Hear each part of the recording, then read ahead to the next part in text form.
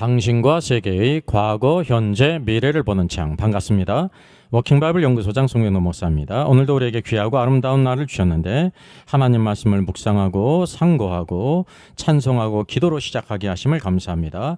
워킹바이블 연구소는 일선에서 수고하는 우리 목회자님들과 성도들의 필요를 공급하고 세워갑니다. 구독, 좋아요, 알람 설정을 누르시면 새 영상을 쉽게 볼 수 있고 모두 무료임을 알려드립니다. 성령 충만 3대 오해 풀기. Our Father in heaven, hallowed be your name. Your kingdom come, your will be done on earth as it is in heaven. Give us today our daily bread. Forgive us our debts, as we also have forgiven our debtors. And lead us not into temptation, but deliver us from the evil one. For yours is the kingdom, and the power, and the glory, forever. Amen. 성령 충만에 대한 오해의 사례들을 한번 잠시 살펴보겠습니다. 여기 보게 되면 김영현 목사의 불세례가 있죠. 오관성 목사 며느리 김영민 목사인데요. 그 김영민 목사의 손톱에서 물나게 하는 불세례를 안수한다라는 이제 기사입니다. 쉽게 얘기하면 성도들이 불세례를 받게 하기 위해서 안수를 한다는 거죠. 그래서 이 오순절 성령의 불이 임했고 불세례를 받아야 한다고 생각하기 때문에 오늘날 성도들이 불세례를 받아야 된다. 그래서 안수를 해가지고 불세례를 또 받게 한다는 거죠. 이제 누구는 주고 누구는 받고 이런 관념을 가지고 있죠. 심지어 여기는 또 손톱에서 물이 나게 하는 불세례를 준다는 거예요. 이 모든 것이 성경을 대단히 오해했기 때문에 일어나는 현상들입니다. 또 여기 부산 생명수교회 하면서 성령 세례와 불세례를 왜 받아야 하는가? 그러니까 성령 세례도 있고 불세례도 있다는 거죠. 그것을 능력을 덮는 것으로 이렇게 생각합니다. 오류입니다. 여기 또 성령의 불 받으라 그랬죠. 성령의 불은 없습니다. 이따 우리가 같이 성경을 살펴보겠습니다. 여기 또 토트 화이트 진정한 복음의 능력과 성령 세례와 불세례 그랬습니다. 그러니까 성령 세례도 받아야 되고 불세례도 받아야 된다. 그런 것들이 오늘날 대표적인 오류들이죠. 여기 또 보면 예수를 바라보자 그랬는데 성령과 불 화강교회 그랬죠. 그러니까 성령과 불을 같은 것으로 봐야 성령 세례, 불세례를 받아야 된다는 것이 오늘 이 시대의 대단한 오해들입니다. 여기 보게 되면 정영선 목사 물세례와 불세례 그랬죠. 그러니까 물세례가 있고 불세례가 있다는 것입니다.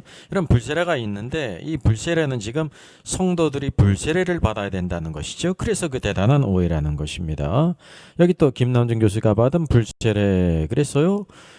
불세례는 불신자들이 받는 거거든요. 지옥의 불을 갖다가 이제 불세례라고 하는데 여기는 이제 성도들이 받을 것으로 이렇게 오해를 했습니다. 오관석 목사 며느리 김영 목사의 손톱에서 물나게 하는 불세례 안수. 또 여기 보니까 성령 세례와 불세례 그랬습니다. 성령 세례가 있고 또 성도들이 불세례를 받아야 된다 그러지 않습니까? 이 모든 것이 대단한 오해들입니다. 첫 번째 오류 유형을 살펴보겠습니다. 이제 오순절 성령에 강림하셨죠. 그래서 이 오순절 성령에 강림할 때 성령의 불이 내렸다. 그래서 불세례를 받아야 한다는 그런 이제 잘못된 관념이 있어요. 오순절날 성령께서 강림하셨는데요. 불로 나타난 것이 아닙니다. 불을 받은 것이 아니에요. 불의 혀의 모양으로 임했다고 성경이 말씀하고 있습니다. 우리 같이 한번 찾아보겠습니다. 호련히 하늘로부터 급하고 강한 바람과 같은 소리가 있어 그들이 앉은 온 집에 가득하며 마치 불의 혀처럼 갈라지는 것들이 그들에게 보여 각 사람 위에 하나씩 임하여 있더니 이들이 성령의 충만함을 받고 성령이 말하게 하심을 따라 다른 언어들로 말하기를 시작하니라 그랬어요. 그래서 불의 혀처럼 갈라지는 것들이 보였다는 것입니다. 다시 말하면 성령이 불의 모양으로 임하셨다는 거예요. 만약에 불의 모양으로 임하시지 않았다고 하면 볼 수가 없죠. 여기 우리가 특별히 알아야 될 것이 불의 모양이지 불이 임한 것이 아니라는 거예요. 그래서 오늘날 우리는 불세례를 받아야 된다, 성령의 불을 받아야 된다 그러지 않습니까? 이게 작은 오류 같은데 대단히 큰 오류라는 거예요. 성령님께서 불의 모양으로 임하셨어요. 그것이 눈에 보였다는 거예요. 둘째는 말은 뭐냐면 이 불의 혀처럼 갈라지는 모양으로 임했다는 거예요. 불이 또 혀의 모양으로 임했다는 것입니다. 아주 특별하죠. 그래서 이것을 우리들이 성경을 잘 퀴즈티할 필요가 있습니다. 여기에서는 왜 불의 모양으로 임했는가라고 말하게 될 때 창세기 19장을 보게 되면 소돔과 고모라에 하나님이 심판이 임했잖아요. 여호와께로서 유황과 불을 비같이 소돔과 고모라에게 내리사 그랬어요. 이제 노아의 홍수 이후에 하나님께서 이제 다시는 불로 심판하지 않겠다고 말씀하셨죠. 이게 무엇에 대한 암시냐면 이제 불로 심판하신다는 거예요. 그래서 소돔과 고모라는 여호와께로서 내리신 유황과 불로 심판하셨습니다. 이게 심판의 도구예요. 모든 악한 것들을 다 태우신다는 거죠. 또 특별히 이사야 6장에서는 이제 이사야에게 스랍 중 하나가 화저로 제단에 불붙는 숯으로 이사야의 입에 댔죠. 그리고 내 악이 제하여졌고 내 죄가 사하여졌다라고 말씀하고 있어요. 그래서 불은 이제 적극적인 의미가 아니라요. 심지어 이사야일지라도 거기 뭐냐면 죄로 말미암은 악과 죄가 있다는 것입니다. 그것을 정결케 하기 위해서 이제 이 제단 숯불로 이렇게 사했다고 하는 사실이죠. 그러니까 오순절 성령께서 특별히 다른 모양이 아닌 불의 모양으로 임한 것은 우리 안에 악과 죄가 태워져야 한다는 것을 여기 암시해주고 있는 것입니다. 그래서 특별히 또 혀의 모양이라는 것을 우리가 주목할 필요가 있죠. 가장 중요한 부분에 이르렀습니다. 성령님이 불과 혀의 모양으로 임한 이유는 무엇일까요? 불의 의미는 알겠는데 그럼 하필이면 혀의 모양으로 임했다는 사실에 특별한 의미가 있습니다. 창세기 11장 1절은 당시의 상황을 이렇게 말씀하고 있습니다. 온 땅의 언어가 하나요 말이 하나였더라. 언어가 하나이며 말이 하나였고 민족이 나눠지지 않았다는 것입니다. 그들이 성과 탑을 지어 하늘에 닿게 하여 우리 이름을 내고 온 지면에 흩어짐을 면하자라고 했습니다. 그래서 하나님께서 그들의 언어를 혼잡케 하고 지면에 흩으셨죠. 그 이름을 바벨이라 하니 이는 여호와께서 거기서 온 땅의 언어를 혼잡케 하셨음이니라. 여호와께서 거기서 그들을 온 지면에 흩으셨더라고 성경은 말씀합니다. 비로소 언어가 나뉘게 되었습니다. 그리고 흩어지게 되었다는 것이죠. 이것이 바로 열국의 기원입니다. 그리고 또한 다양한 언어가 발생했죠. 하나님을 대적한 결과였습니다. 그래서 바벨탑 이후 하나님을 대적하는 생각과 사상들, 언어가 정결케 되어야 한다는 사실이죠. 따라서 성령 강림으로 먼저 이런 소극적인 문제를 해결하실 필요가 있었기 때문에 성령님께서 다른 모양이 아닌 불의 혀의 모양으로 임하셨던 것입니다. 둘째는 그 세례 요한의 증거를 오해했습니다. 이 세례 요한이 이제 내 뒤에 오시는 분은 능력이 많으신데 불과 성령으로 세례를 주실 것이다 라는 것을 어떻게 오해했냐면요, 우리 신자들이 불세례도 받고 성령 세례도 받아야 된다는 것을 오해했어요. 분명히 세례 요한이 증거한 것은 불과 성령으로 세례를 준다는 것은요, 불세례가 있고 성령 세례가 있다는 것입니다. 근데 이것을 신자들이 불세례도 받고 성령 세례도 받아야 된다라는 것으로 크게 오해했다는 거죠. 오늘의 말씀을 잠시 살펴보겠습니다. 유대 광야에서 두 무리에게 세례 요한이 복음을 전했습니다. 회개하라 천국이 가까웠느니라. 죄를 자복하고 세례를 받은 무리들이 있죠. 이들이 바로 구원받은 사람들입니다. 근데 그런 사람뿐만이 아니라 예루살렘으로부터 많은 바리새인과 사두개인들이 내려왔습니다. 감시하고 찾아보기 위한 것이었습니다. 그들을 독사의 자식이라고 불렀죠. 그래서 좋은 열매를 맺지 않은 나무마다 찍혀 불에 던지리라고 했습니다. 바로 이 바리새인과 사두개인들은 불신자를 가리킵니다. 그리고 그는 또 말하기를 나는 불로 세례를 베풀지만 내 뒤에 오시는 분은 성령과 불로 너에게 세례를 베푸실 것이다. 알곡은 곳간에 쭉정이는 꺼지지 않는 불에 태우시리라고 말했습니다. 이것은 바로 뭐냐면 믿는 자와 믿지 않는 자들 두 무리에 대하여 주님이 장차 행하실 일을 말한 것입니다. 여기 예수님이 계십니다. 그는 성령과 불로 너희에게 세례를 베푸실 것이라고 말씀했습니다. 그러니까 성령과 불에 대한 중대한 오해가 있습니다. 성령 세례를 불 세례로 오해한다든지, 둘째, 성령과 불을 회개한 신자들에게 준다고 오해를 합니다. 그 결과 성령의 불을 받으라, 불 세례를 받으라고 했습니다. 성령의 불도 없고 성령 불세례가 없습니다. 그러나 성령 세례는 있고 불세례는 있다는 사실이죠. 여기 자기의 죄를 잡아가고 세례를 받는 사람들이 있습니다. 그러게 될 때 하나님께서 그들에게 성령을 세례로 주십니다. 현재 믿을 때 주신다는 거죠. 여기 믿지 않는 불신자들이 있습니다. 주께서 말씀하신 것처럼 알곡은 모아 곡간에 드리고 죽정이는 꺼지지 않는 불에 태우시리라고 말씀했죠. 여기 알곡이 있습니다. 알곡은 결국은 곡간에 드린다는 것입니다. 여기 죽정이가 있습니다. 불신자들을 가리킵니다. 세례 요한 앞에 있는 바리새인들을 가리킵니다. 그들은 결국 어디에 던져지게 됩니까? 꺼지지 않는 물못에 던지운다는 것입니다. 이것이 바로 불세례입니다. 영원한 불못, 언제? 현재가 아니라 미래에 백보자 심판 후에 바로 꺼지지 않는 불에 던진다는 사실이죠. 성령의 불 받으라, 불세례 받으라에 대한 워킹 바이블의 진단입니다. 한번 질문을 드리겠습니다. 불세례라는 것은 있을까요? 없을까요? 1번 확실히 있다. 2번 where. 3번 never 결코 없다. 불세례는 확실히 있습니다. 둘째, 더 중요한 질문입니다. 불세례는 누가 받는 것일까요? 1번 신자들, 2번 성령 충만한 신자들, 3번 불신자들. 불세례는 불신자들이 받는 것입니다. 셋째, 불세례를 받으라는 것은 장차 불못에 들어가라는 의미입니다. 이것은 복음을 거부한 불신자들이 받을 꺼지지 않는 불이기 때문입니다. 한번 제가 한 가지 질문을 드립니다. 당신은 센스 있는 사람이다를 세 음절로 줄이면 무엇이 될까요? 센스라는 것이 반드시 들어가야 되겠죠. 이제 한 글자가 남았습니다. 당신은이라는 거 한 글자로 줄이면 됩니다. 이것은 바로 넌센스입니다. 넌, 유, 센스 있는 사람이야. 사실 영어로 넌센스는 무슨 뜻입니까? 허튼 얘기, 엉뚱한 얘기를 말합니다. 이 시점에서 이런 유머를 드리는 이유가 바로 무엇이냐면 오늘날 교회에서 불세례를 신자들에게 받으라고 하는 것은 넌센스라는 것입니다. 넷째, 성령의 불이란 있을까요? 1번 sure, 확실히 있다. 2번 well, 글쎄. 3번 never, 결코 없다.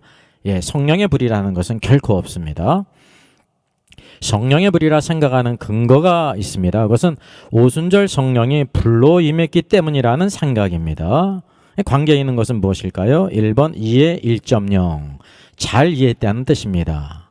2번 이해 2.0, 이해를 2번 했다는 뜻이에요. 3번 이해 2.5, 이해를 2.5배 했다는 뜻입니다. 4번 이해 3.0, 답은 3번입니다. 이해 2.5가 왜 답이 될까요? 이해에 2.5를 곱하면 오해가 된 것입니다. 이것은 오해라는 것이죠. 성령의 불의 모양으로 임했지 성령의 불이 임한 것이 아닙니다. 그렇기 때문에 성령의 불이라는 것은 전적인 오해라는 것입니다. 다음 28번 영상에서 이 주제를 심도 있게 다루게 될 것입니다. 성경은 무엇이라고 우리에게 말하고 있습니까? 다 같이 한번 읽어볼까요? 술 취하지 말라. 이는 방탕한 것이니 오직 성령의 충만함을 받으라. 신자와 교회는 성령 충만을 구해야 합니다. 생명의 영, 오늘도 풍성하게 하는 영, 담대하게 복음을 증거하고 예수님을 따르고 순종하고 성령 충만을 받으라에 대한 잘못된 관념들이 있습니다. 이게 세 번째 매우 중요하죠. 대표적인 말씀이 에베소 5장 18절이에요. 술 취하지 말라 이는 방탕한 것이니 오직 성령으로 충만함을 받아라 그랬습니다. 사실 이전 개역 한글에서는 성령 충만을 받으라고 해가지고 더 이제 오해를 일으킬 수가 있는데 여기 이제 개역 개정에서는 성령으로 충만함을 받으라 이렇게 번역을 했습니다. 지금 이제 나아졌죠. 그렇지만 그럼에도 불구하고 여기 성령으로 충만함을 받으라 하게 될 때 성령 충만이라는 것을 어떻게 생각할 수 있냐면 받으라 그랬기 때문에 우리가 무엇인가를 받아야 한다라는 그런 생각을 갖게 한다는 사실이에요. 여기서 이제 그 오해의 여지가 있다는 거예요. 그래서 사람이 이렇게 주고받을 수 있다라고 생각할 수 있습니다. 이게 킹제임스 성경도 이제 원문을 그대로 번역했는데요. But be filled with the Spirit 그랬어요. 성령으로 충만하게 되라 이렇게 했단 말이죠. 이게 헬라어 플레로는요 가득 차게 하다, 실제가 되게 하다 그런 뜻이에요. 그래서 이게 우리가 이제 원어상으로 그대로 이렇게 번역하면은 성령으로 충만해져라라는 뜻입니다. 예? 성령으로 충만함을 받으라는 것과 성령으로 충만해져라라는 것은 약간 뉘앙스가 다르죠. 왜냐하면 성령으로 충만함을 받아라 그러면 무엇인가를 우리가 받아야 된다라는 생각을 가져요. 그래서 또 전하는 사람은 무엇인가를 줄 수 있다라는 생각을 가질 수 있는데 그런 뜻이 아니라 성령으로 충만해져라 그런 뜻이에요. 오늘도 성령님은 삼일체 하나님이시고요. 인격체이실 뿐만 아니라 우리들은 오늘 성령으로 충만해져야 될 것을 이렇게 말할 수 있지만 오늘도 우리가 주고받을 수 있는 입장이 아니라는 것을 알아야 된다는 사실이에요. 그래서 이거를 다시 또 뜻을 살리면 이렇게도 번역될 수 있는데요. 성령님 안에서 충만해져라라는 뜻이 된다는 사실이죠. 그렇게 해야 된다고 하면 성령으로 이렇게 내가 받는다, 준다라는 개념이 여기에서 있게 되지 않잖아요. 성령님 안에서 충만해져라라고 말하죠. 이게 전체적인 주권은 누구에게 있냐면 성령님께 있지 않습니까? 또 이게 더 다른 뜻으로 우리가 또 새길 수 있는 말씀이 바로 무엇이냐면 성령님 안에서 실제가 되게 하라라는 그런 뜻이 된다는 거예요. 사실 성령님은 눈에 보이지 않기 때문에 영이시기 때문에 우리들이 무엇인가를 잘 분별할 수가 없지만 그 결과로서 그 모든 것을 우리가 알 수가 있거든요. 그래서 오늘도 이제 성령으로 충만함을 받으라는 것은 우리가 이해를 위해서 성령 충만을 받으라 하게 될 때 사실 오해의 여지가 있다는 거예요. 받으라 그랬기 때문에 우리가 무엇인가를 받아야 된다라는 생각을 갖는다는 거죠. 그래서 첫 번째 큰 오해는 뭐냐면 이 성령님을요 성부 성자와 함께 삼위일체 하나님이시고 인격체신데 우리가 삼위일체 하나님이라든지 인격체로 생각하지 않을 그런 여기 위험이 있다는 사실이에요. 주고받는 것으로 성령을 누가 줄 수 있고 받을 수 있고 이렇게 생각한다는 거죠. 그래서 주고받는 물질적인 개념으로 이렇게 바뀌어질 위험이 있다는 사실입니다. 우리가 이런 관념을 성도들도 많이 가지고 있고 목회자들도 많이 가지고 있다는 것을 부인할 수가 없죠. 오늘 성도들은 그래서 성령으로 충만함을 받으라 그랬으니까 무엇인가를 내가 받아야 되는구나, 오늘 내가 성령을 받아야 되는구나라고 이렇게 생각한다는 거죠. 또 우리 목회자 입장에서는 내가 무엇인가를 잠깐만 줘야 되는구나 그런 관념을 가질 수 있고 내가 그런 무엇인가를 줘야 되겠다라는 잘못된 생각을 가질 수 있다는 사실이죠.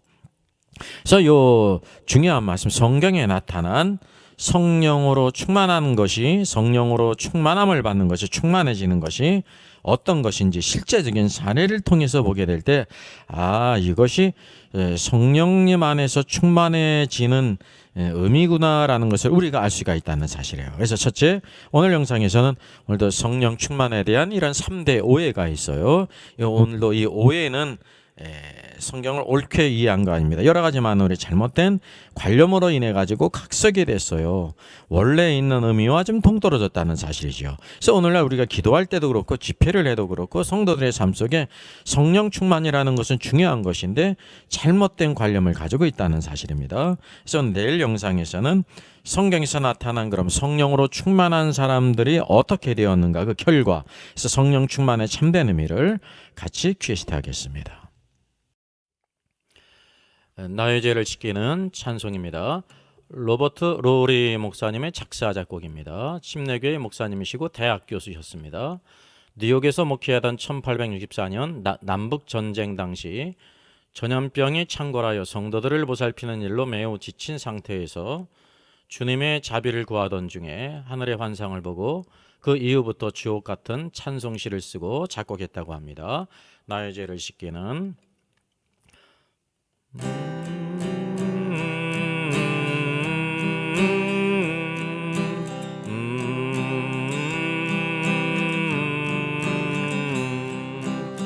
나의 죄를 씻기는 예수의 피밖에 없네.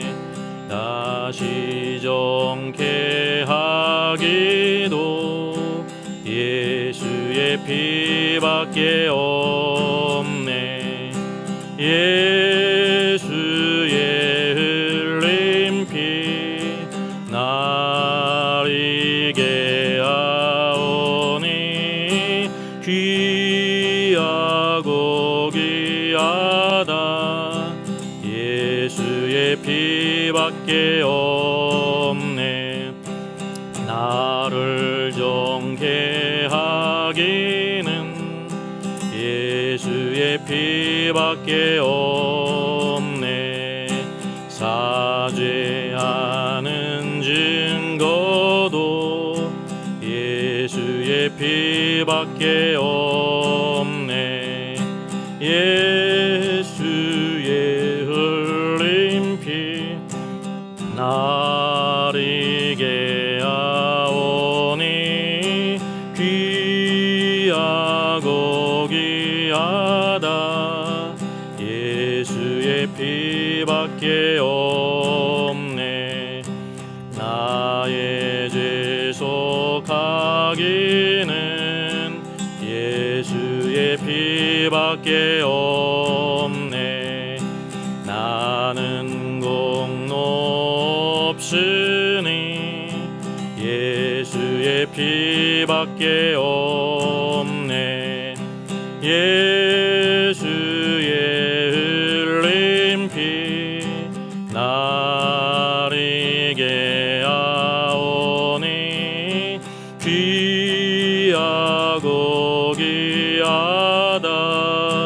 예수의 피밖에 없네. 평안함과 소망은 예수의 피밖에 없네. 나의 의는 이것뿐 예수의 피밖에 없네. 예수의 흘린 피 날 이게 하오니 귀하고 귀하다. 예수의 피밖에 없네. 영원토록 내 할 말 예수의 피밖에 없네. 나의 찬미 제목은 예수의 피밖에 없네. 예수의 흘린 피 날 이게 하오니 귀하고 귀하다. 예수의 피밖에 없네. 사랑의 하나님 감사합니다.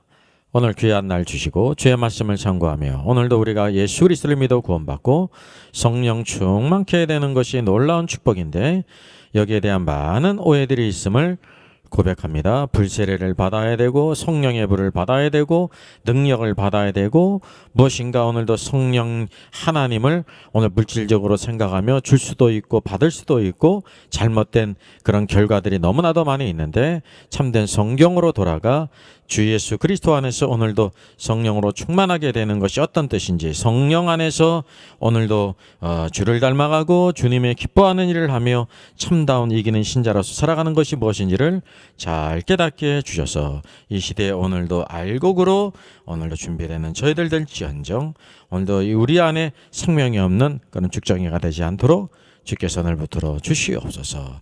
오늘도 주 예수 그리스도 안에서 참 소망을 갖게 하여 주시고 주께서 약속하신 아름다운 것들을 온전히 알고 온전히 추구하고 또 온전히 오늘도 충만하게 되어 주님의 기뻐하는 사람으로 오늘도 어린 양이 어디로 인도하든지 따라가는 저희들 되게 하여 주시옵소서. 감사를 드리옵고 이 모든 말씀 주 예수님의 이름으로 기도하옵나이다. 아멘. 저의 저수를 소개해드리겠습니다. 때를 알라 주님 오신다. 계시록과 다니엘서의 전반적인 조망이지만 매우 중요한 책입니다. 저 사람 천국 갈 수 있을까? 구원과 천국의 내용을 심도 있게 다루죠. 이런 종류의 책이 없습니다. 셋째는 구원 탈락인가 거짓 신자인가, 종교개혁 500주년을 기념하면서 칭의론, 구원론, 또 심판론 모든 중요한 주제를 다 망라한 책입니다. 이것을 읽는 사람들이 아마 큰 도움을 받을 것 같습니다.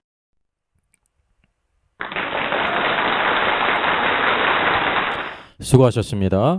워킹바이블 연구소는 일선에서 수고하는 목회자님들과 성도들의 필요를 공급하고 세워갑니다. 매일 업로드가 되고 있습니다. 내일 영상을 참조하면 되겠습니다.